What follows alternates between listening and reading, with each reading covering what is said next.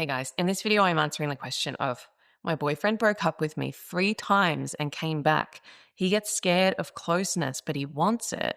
But for me, it's hard because I don't know if I'm making a mistake by accepting it back each time. Okay, so there are lots of pieces to this. I think this is a really great example of where we need to find the line between compassion for the other person and the things they struggle with and clear boundaries for ourselves so that we don't end up self-abandoning. And this is like the core of the work for anxiously attached people in this lifetime when it comes to relationships, because most people go too far one way or the other.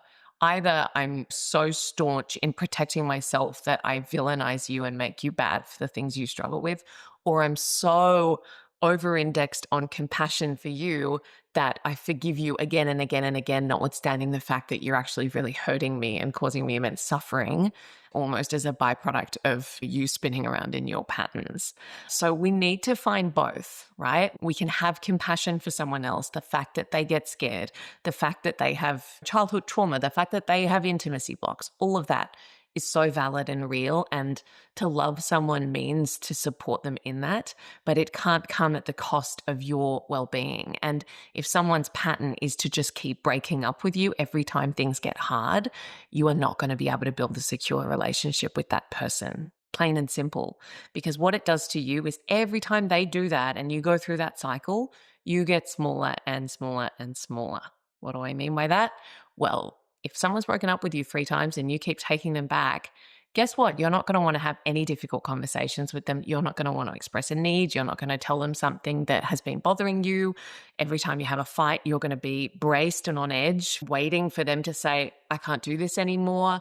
And so you're going to become more and more suppressed in your expression and take up less and less space because you've got this fear that they're always teetering on the edge of saying, I can't do this, of getting scared, of running away. And that is just not a sustainable way to be in a relationship with someone, because you need to be able to take up space as well. You need to be able to express yourself. You need to be able to feel secure in the knowing that you're both in it, even when things get hard, and especially when things get hard. If you're in a relationship with someone who runs if you're in a relationship with someone who bolts out the door as soon as things get hard, even if that's because of their own stuff that they haven't worked out, it still affects you. And you actually have to ask yourself, is there any way that I'm going to feel safe here? Is there any way that I'm ever going to not feel anxious and bracing for the next time this happens? Because unless and until they really do their work to sort that out and to heal that at the root, there's every chance they're going to keep doing it. And that's no fault of their own, but until they develop the capacity to actually stay through the difficult moments, their protective parts are going to grab the wheel and say, let's get out of here. It's too hard. It's too much. I can't do it. And so if it were me, I would absolutely not be accepting that person back and taking them back each time unless they were so clear on what it was about for them, why it was happening, and what their plan was, such that it wasn't going to happen again. And not just empty words here. I'd want to know, I've been to therapy for the last 3 months every week, and here's all the things that I've learned, and here's what I'm going to do next time, and here's how I want us to work together. I'd want to be seeing evidence of change, not just someone coming back with their tail between their legs saying, I'm such an idiot, I still love you, I didn't mean what I said.